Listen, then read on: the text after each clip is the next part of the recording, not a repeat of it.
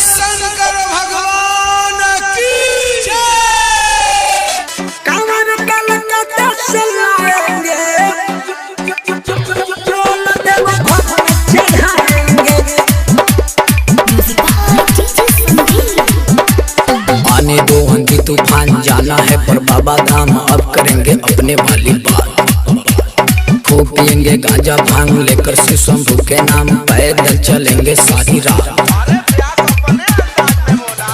आने दो आंधी तूफान, जाना है पर बाबा धाम। अब करेंगे अपने वाली बात, खूब पियेंगे गांजा भांग, लेकर शिव शंभू के नाम। पैदल चलेंगे सारी रात। कांवर हम, कांवर हम, कांवर कलकत्ता से लाएंगे, चोल देव भक्त में चढ़ाएंगे।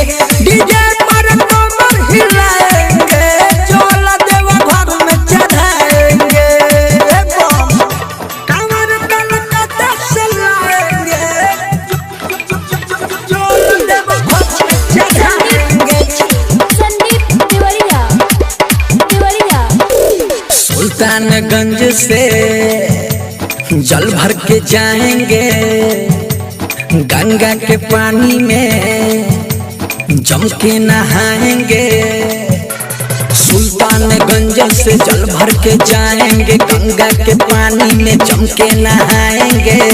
कांवर हम, कांवर हम, कांवर कलकत्ता से लाएंगे, चोल देव भक्त में चढ़ाएंगे।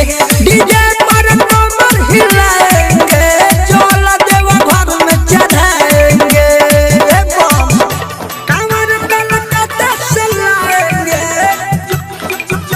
चोल देव भक्त में चढ़ाएंगे। संदीप तिवारिया पंकज 86 से गाना लिखवाएंगे, चंदन चांद से संदीप गवाएंगे। पंकज 86 से गाना लिखवाएंगे, चंदन चांद से संदीप गवाएंगे।